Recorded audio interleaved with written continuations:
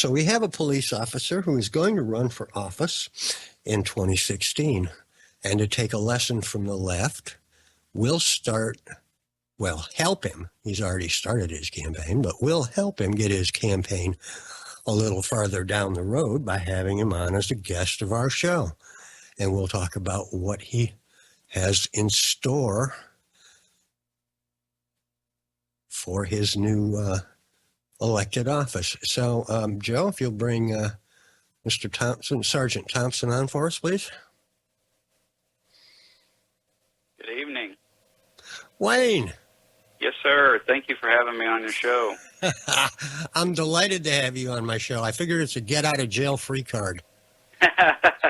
Well, we'll certainly keep that in the background just in case. But I have a feeling we won't need it. Well, you never know. I have been handcuffed by the police for firing my weapon on city property one time before. It was a total accident. You guys moved the city boundary lines and didn't tell anybody. So well, hopefully the experience was a learning experience. It was a very big learning experience, and it was a pleasant experience. Good. Members of that police department were extremely professional, and I can certainly understand their trepidation as I had. Oh, I don't know. Would I have my AR-15 and my 30-06 with the scope and my Kel-Tec 45 and my PF9? It sounds like standard issue for every Texan. That's about right. That's about right. We're trying to explain that kind of stuff to Sean Hannity when he says he's going to move down here and have a small ranch. He wants to have 4 or 5 acres, and we gotta really call him and explain to him that's not really a small ranch in Texas. That's just your backyard. That's right. But maybe we could get him to let us go out there and shoot sometime. That would be neat if he came this direction. And yeah, it always is. He's got a relative in Florida who owns a gun store. He's got 4 AR-15s waiting for him down there to pick up. He's purchased, but he hasn't had a chance to go down and get. So certainly he can't take them back to New York. Or no. Mayor Bloomberg would take them, or ex-Mayor Bloomberg and the current mayor and the city and the state would take them away from him. Well, exactly. Wayne Thompson is a sergeant with, I'm not even going to say the municipality, but it doesn't matter. You're a sergeant with the police department. Say hello to Matt for America, Wayne. Good morning and howdy. Hello, Sergeant. I heard a little bit about you before you came on, and it's absolutely a pleasure for me to talk to you, and I'm looking forward to hearing what your plans are and what you got going there in Texas. I can tell you guys got your work cut out for you there, I'm sure, and I'm sure you know. But it should be an interesting interview. I'm looking forward to it, sir. Thank you, and I am as well. The sergeant is a I believe you would classify him as a conservative. Yep. And that puts him on the right page as far as I'm concerned. Of course, this week I had a little bit of a mental hiccup. I couldn't decide whether I was more libertarian or more conservative and a little bit of libertarian. I didn't know whether I was a lib conservative or a conservative lib. Yeah, I was very confused. But both parties have a lot to offer. They're not the Democratic Party, and that's the first thing. That's the most positive thing about it, right? It is. Of course, we have some minorities that we need to convince that they're not doing themselves any favors by continually keeping the Democrats in power. Have you laid out a ground game for that aspect of your campaign? Well, fortunately, in my area, and as you know, Fort Bend County was an overwhelming success in the last elections, and I'm grateful that the country as a whole, I think, has decided to wake up and stand up and show up and vote and let their voices be heard. And we had some very good leadership and volunteers in the Fort Bend Republican Party, GOP, and it was an overwhelming success, as you know, for us in this area of Texas and for many areas of Texas in the nation. So I'm fortunate in that regard that I'm stepping into a situation where the path has been laid, and basically we just need to continue to work on that path that's been set forth and not let that momentum go. You know, one of my biggest fears is voter apathy and people becoming comfortable thinking, okay, we just did it. We got Republicans back in office, and now we can sit back and relax. And that's the furthest thing from the truth. So, you know, education is a key part of that. One thing that I'm been fortunate enough to do is, you know, be on radio shows like this. This happens to be my 5th show that's been broadcast all over the nation, and I'm grateful for that and blessed. And I will continue the fight on the radio and the airwaves and in person and door to door and face to face for not only my position but for the party. I'm a 2-term precinct chair, and as you know, precinct chairs are the backbone of any campaign, and I continue that service to this day as well. And that's what it's about, you know, press and flesh, face-to-face education. I think many people have been lulled into voting for the Democratic Party because of misinformation. And you know, the Republicans have done a better job and did a better job of getting information out and actually talking to people and explaining to them what the Republican Party is about. You know, I don't know that there is a perfect political party, but I know there's ones that are better than others. Well, I can go along with that. Certainly the Republicans are not perfect by any stretch of the imagination, and they have been less than perfect in the last 6 years.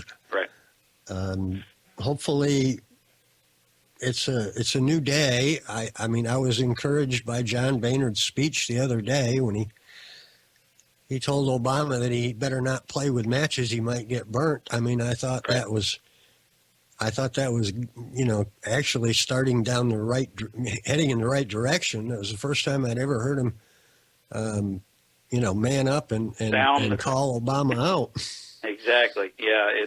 It's about time that we stand up and have the intestinal fortitude is about the nicest way I can say it, but have that intestinal fortitude to say the hard things and do the hard things. Go ahead, Matt. All right, Matt, you look like you had something. I totally agree. It was, you know, I looked at this last election in a couple different ways. Whether it was some type of revolt against Obama and the left, or whether it was pro-Republican. And really, I'd like to get your take on that as well, because I'm kind of back and forth. I'm not sure if it was people that have had enough of the last 6 years, because especially the last 2 years, we've really seen all the verbiage during the first 4. We've seen the action now. It's no longer just talking about it. We've seen the action of what the left can do. And do you think this last election was it more anti-Obama or anti Democratic administration, or do you think that it was more going towards pro-conservative idealism? What do you think it was all about this past election? Well, sir, honestly, I think it was a little bit of column A and column B. I think that there was definitely a lot of pushback against Obama and his failed policies. There's no doubt that our national debt continues to increase unchecked. Businesses are having a difficult time making it or even being able to establish a business. There's a certain aspect of that I believe is part of it.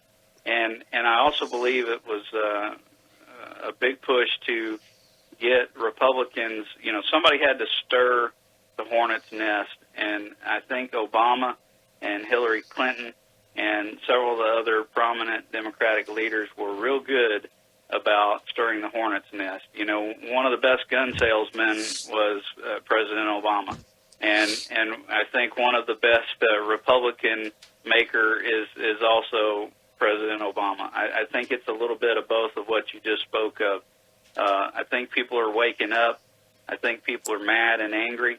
They want to change, and I think things just got bad enough to say we're ready to put a stop to this. You know, I liken it. I tell people it's kind of like eating at McDonald's. You know, as soon as you eat at McDonald's, you realize why you haven't eaten there in 5 or 6 years. And that's kind of like voting for the Democratic Party. You know, I think that people do it, and then just like Bill Clinton and Obama, they realize, oh, why did we do that? And so here we are with a big Republican push. So. Well, yeah, I think a lot of it had to do with, as I said, the last 2 years. You know, the first 4, it was all about hope and change and saying, and you know, pushing the idea verbally that you know, healthcare was going to be great and the economy is going to boom, and all of these ideas that he wanted to push forward. That was all. It sounded all well and good, and people bought into it. I didn't. Roger didn't. I'm sure you didn't, sir. But the last 2 years have certainly shown what it looks like in practice, and I think I'm with you. It is a little bit of column A and column B for sure. Yes, sir. Absolutely. Well, I really think it was mostly pushback against the Democrats. My personal opinion is that's what happened, and the reason I feel that way is because every candidate that the Democrats backed with a lot of money, every candidate that the Democrats backed with personal appearances by Hillary, and every candidate that the Democrats went anywhere near, well, they lost really big. And, you know, hope and change worked the first time, and the second time when he ran in 2012 without changing hardly a word of any speech, just giving the same speeches he gave in 2008. And I think about 2 years into that, people finally took a real big bite of that McDonald's Big Mac and said, "Ooh, this has got leaving a bad taste in my mouth. This is not what we bargained for." He's not even, and you know, he didn't even take care of his own base. His own voter base has suffered tremendously under this president. So you can't even say if you were a special interest voter based group that Obama was going to take care of. Well, he didn't take care of you.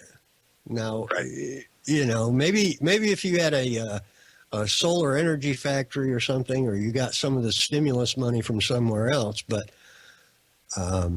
he hasn't done anything for his voter base. He hasn't done anything for Democrats. And he's taken over 20% of our economy with his health care. And I think people just got to the point where they said, you know what, really, if this is the kind of change that we can expect, I guess we better try the other white meat.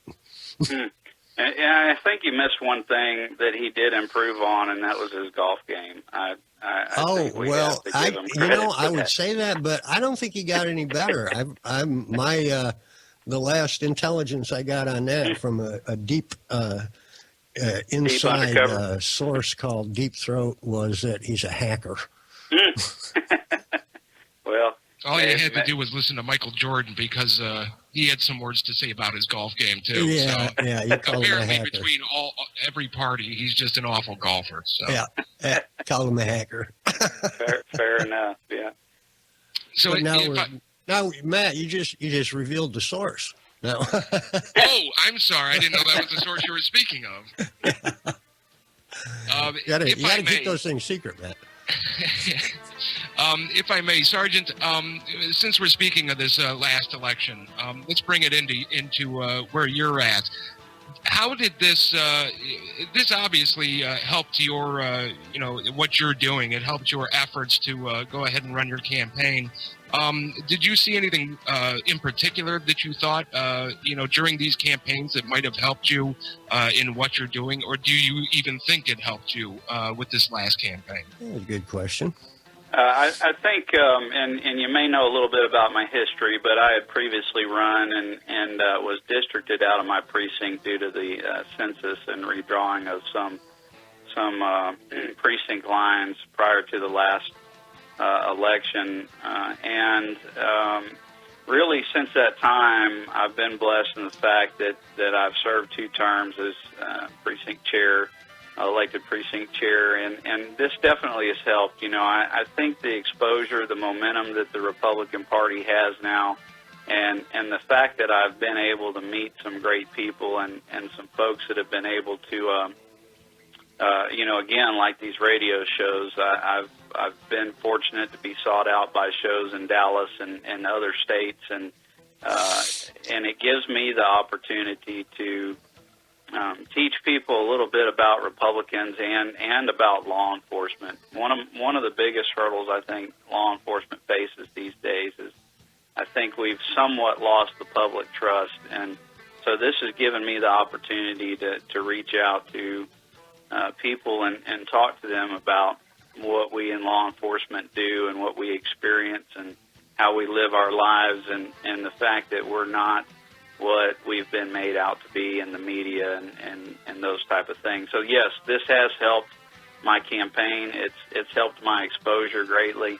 I've been involved in a lot of the party activities in Fort Bend County. I was able to help restart the Fort Bend Young Republicans, which I'm sure will be one of the largest Republican clubs in Fort Bend County, and so it has helped absolutely. Yeah, the Fort Bend Young Republicans have a lot of energy and a lot going on for them, and they will be a very influential voter bloc. Yes, and as well they should be, because the really the disenfranchised group from the Democrats' standpoint has been the millennials and the young people. Yep. Their unemployment and underemployment is huge. If it was counted the way it used to be counted, it would be in the high teens, and for young black men, it would be in the 24 to 25% unemployment range. But they're not going to allow that to happen. They control the message and the messenger, and that's why we're here tonight, starting your campaign as early as we can, because yes, we have to double down on our efforts to beat their ground game. Absolutely. You cannot stop. You cannot stop the momentum, the education, talking to people. You know, one thing I've found over time is you know, there's been a lot of misinformation about the Republican Party as a whole. You know, the Democrats will paint us as a party of exclusion, and we're not. We never have been. We've had one of the most diverse. You know, you look at the clubs that we have in Fort Bend County and statewide and nationwide, the outreaches that we do to, you know, I say minorities, but that term is not even accurate, especially in Fort Bend around County. Here. Right, exactly. So, you know, we are the party of inclusion, and we are the party that reaches out to other populations, Asian, you know, every group you can think of. We are not what we're painted to be, and you know, that's unfortunate that that's the route that the Democrats choose to paint us. But you know, we are a loving party. We are a inclusive party, and on top of that, I think we like to have some fun, and that is. You know, the information that we try to get out and share with people. Wayne, let me ask you a question. You want to take a call? Yes, sir. All right, Joe, go ahead and put them on. Hey, you're on the right with Roger and Matt for America and Sergeant Wayne Thompson. Go ahead, caller. Yes, gentlemen, I would like to ask Sergeant Thompson, as a law enforcement officer, as a conservative, a father, I would like to ask him there is a lot of concern among conservatives about the militarization of police departments, such as I've heard reports that some police departments are getting like MRAP vehicles from the federal government and such like that. They feel that it is a possible lead up to martial law. I am wondering if Sergeant Thompson would tell us if he is required as a law enforcement officer to confiscate guns and weapons from law-abiding, permit-holding citizens. Would there be a point in time that Sergeant Thompson would turn in his badge and forego that part of his life, his commitment? Just where would he draw the line? What a great question. Thank you. Yes, absolutely great question. And I've gotten into this on some other shows that I've done, but first and foremost, let me say that both as a military veteran, and I've spent time in the Texas Army National Guard and then later in the Texas State Guard, and then with my time in law enforcement, I have over 20 years of public service time total. First of all, the term militarization of police actually began after World War II, and this was a result of the fact that the military was pretty sure that they were done needing military-style equipment. We thought that was the war that was going to wrap it up. So at that time, the federal government began distributing military-style equipment to police departments who were, outgunned and understaffed and under-equipped.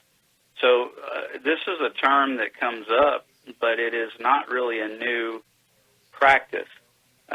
We've seen it more and more because of things like Ferguson, Missouri, and some of the other places where rioting has occurred. But I think it's important to note that nowhere in my military career and nowhere in my law enforcement career can I find a single law enforcement officer or military soldier, airman, Marine, sailor, Coast Guardsman that has told me that they are willing to confiscate law-abiding citizens' guns if ordered to do so by either a president or governor or whatever. I think this is a myth that's been propagated by the media. I don't want your guns unless you're a criminal. I want law-abiding U.S. citizens to have guns because the reality is police cannot be there when incidents happen. And I want people that can protect themselves and others prior to police getting there. Those type of orders I consider illegal orders, and I am bound by oath to disobey illegal orders. And I think you will find that as a whole, both from military personnel and law enforcement personnel. I don't know any other cop or soldier or Marine, airman, sailor that has ever told me they're ready to go confiscate guns upon the order of the president. If you find somebody in the military that says that or in law enforcement, please let me know because I haven't found them. Yeah, we need to know who to stay away from. I haven't found them either, and I see police officers in uniform during the course of my day. That's the question I will ask them, and it generally startles them a little bit. Why is this person asking me this? But I wanted to know. I've taken a kind of an informal survey over the last 7 or 8 months, and every cop I've seen, I've asked them the same question. Hey guys, you going to shoot me and try to take my guns away if they order you to? Absolutely not. Yeah. We're not there to do that. That's nobody said yes so far. So exactly. We've been painted largely by the media and misinformation that one of the things I hate hearing is when you walk through a grocery store and, a mom says to their kid, well, there's a policeman and he's going to take you to jail if you don't obey me. And, oh boy, this education process has to start at the home. I've said it before on other shows, but, we teach our kids to stop, drop, and roll. We teach our kids stranger danger and these other things. But we need to teach our kids, again, that law enforcement, firefighters, EMTs, they're there to help you. They're not there to hurt you. They're not there to get you in trouble. We're there to serve. And there are times when we do put people in jail, but we can't tell kids to be afraid of cops.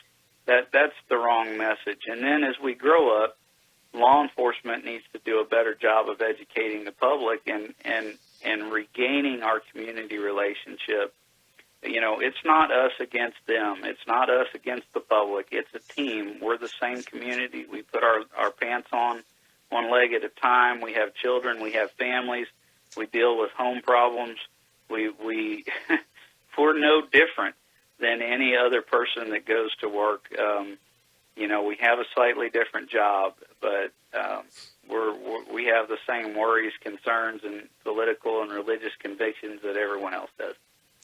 I think one thing that maybe the people in California that are listening to us are going to miss, and this is very important to understand, is that the Houston, Texas area, which is what we're talking about now, we're not talking about the city itself, the city proper.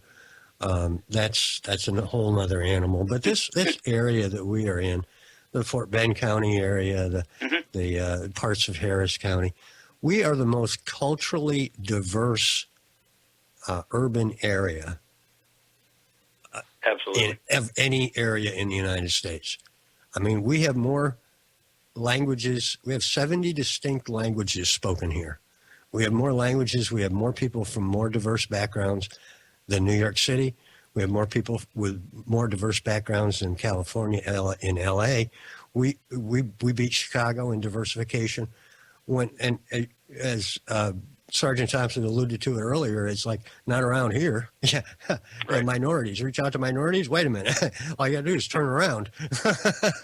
We are a minority. Everybody's a minority out here.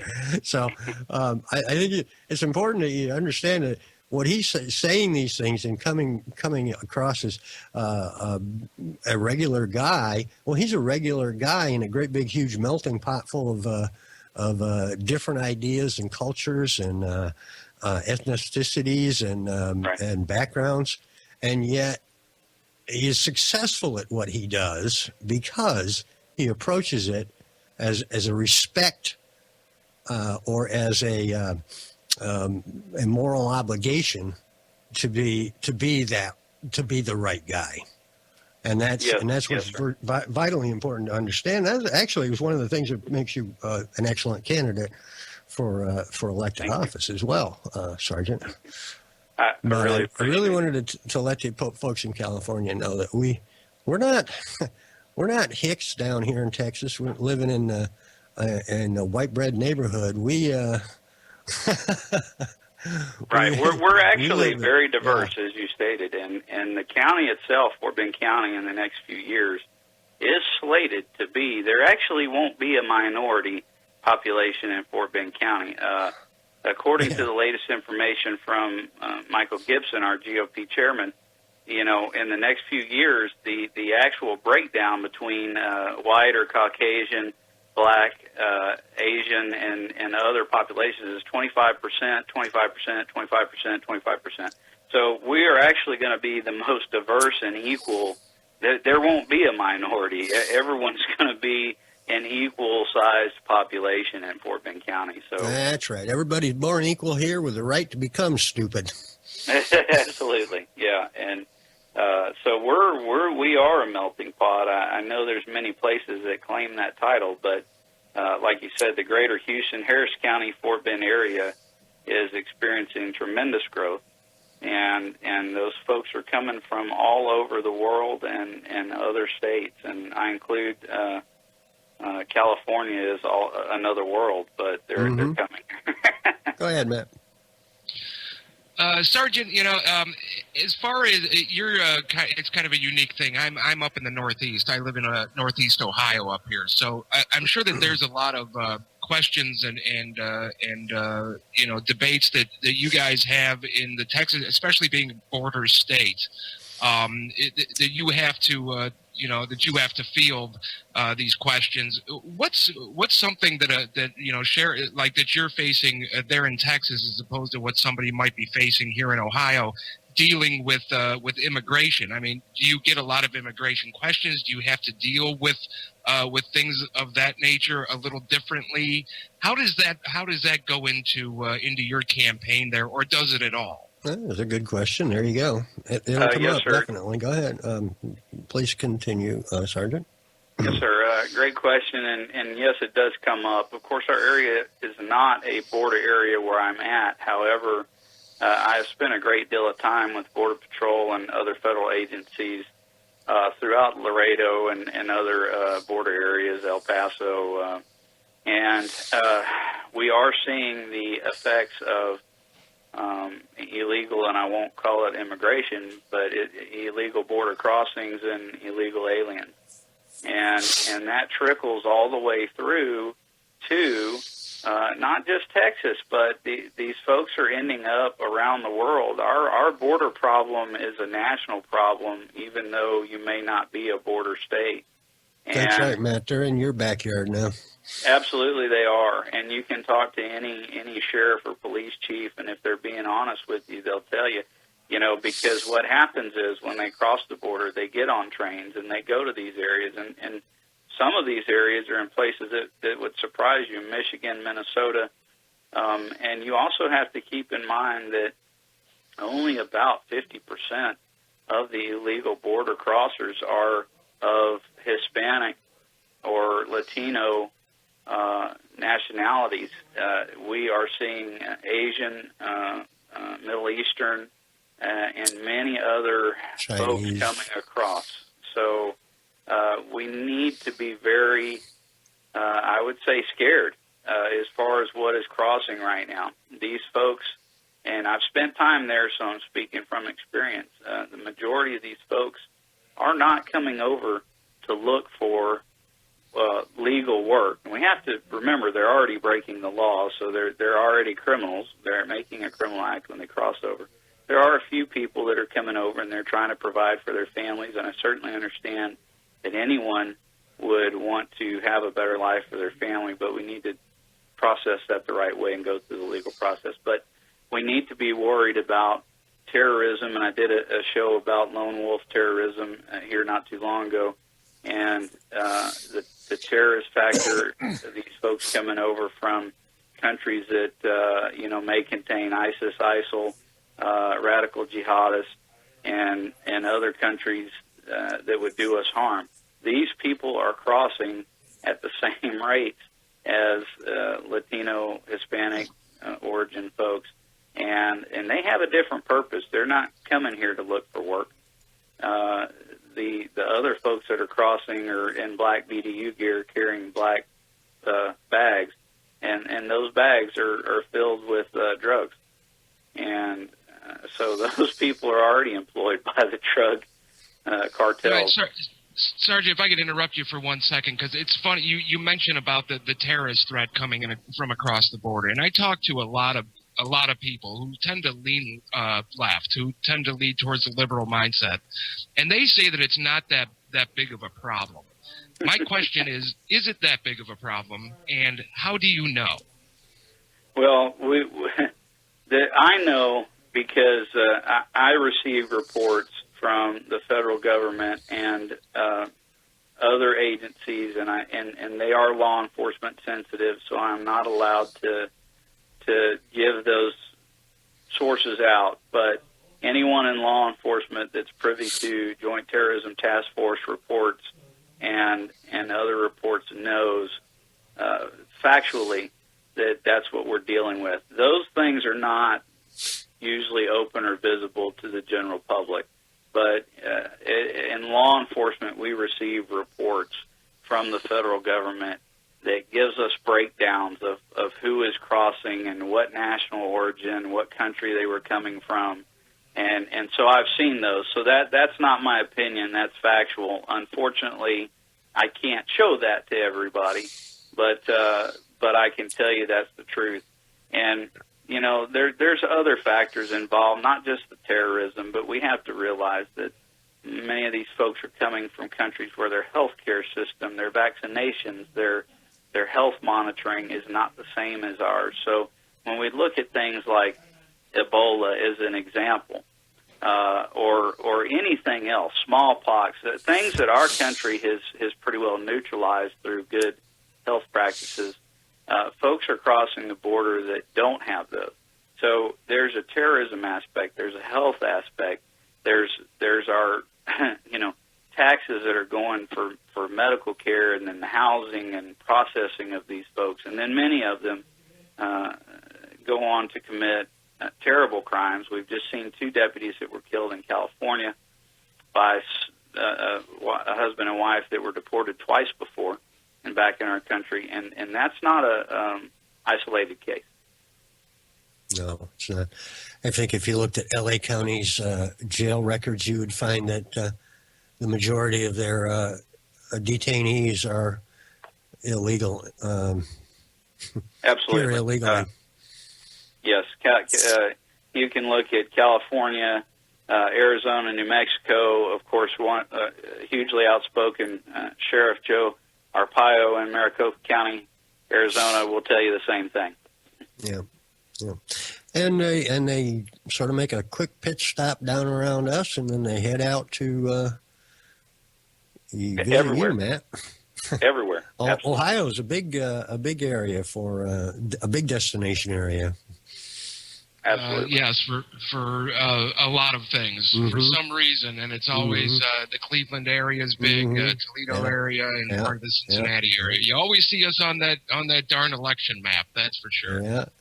The Cleveland Jihad. Well, and you see areas again like Minnesota, Michigan, and there's some other factors involved. The human side of this is many of those folks, even the ones that may be coming over here to seek a better life, are actually exploited. Human trafficking, slave trafficking, and forced labor. Most of these people fall into those traps, or extortion for more money. The process, when it's not done through a legal means, becomes a very predatory process. And unfortunately, it's real easy to blackmail somebody by taking away their papers, their passport, and telling them that they're going to go to jail for 10 years, and they don't know any different. So they're forced into sex rings, drug trafficking rings, all kinds of stuff. Right. It's bad on the human side for everyone around. So not just speaking as an American, but from the law enforcement aspect, I've seen many folks end up in very terrible situations. You can pull news articles about railroad trains being crammed full of illegal aliens that were sent to northern areas of the United States, and they're dead.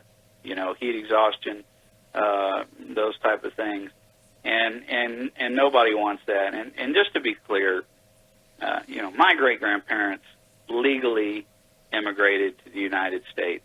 Everybody came from somewhere.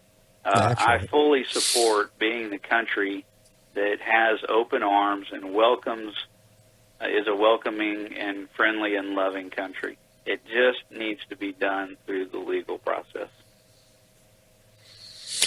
Well, Sergeant, I'm gonna ask you to give me about a 5-minute or slightly less wrap up on the tenets, the platforms, the goals, and the things, the desires that you wish to accomplish in your quest for elected office as a higher peace officer. Can you give me just about 4 minutes of that, and we'll have to say goodbye at that point. But yes, sir. I appreciate it. There's a few things I want to focus on. One, restoring the community relationships that law enforcement used to have. You know, I'm also a firefighter and paramedic, and I tell people it's a lot easier to say I'm a firefighter because everyone loves the firefighters. You know, it used to be that people trusted cops, that kids looked up to cops, and I think that's the case sometimes, but I think there's been the us versus them mentality, mainly propagated by the media. But so number one, you know, my job is to enforce all federal, state, and local laws, and we need to do that with fairness and mercy. We need to do that with the intent and the spirit of the law, and we need to reestablish the public trust with law enforcement. That requires contact with the community, reaching out and having meetings, education, letting people know who we are and what we do and why we do those things, and not letting the media do that for us, because they'll never do it in the proper light. So number one is I'm here as a public servant. I'm here to protect and serve, and I truly believe that that's the priority.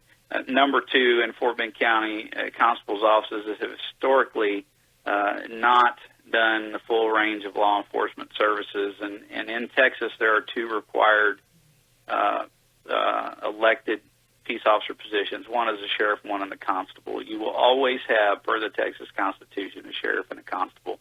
Most people do not realize that is a very important position. They can do away with city police, they can do away with school police, they can do away with any other law enforcement, but they cannot do away with the sheriff and the constable in Texas.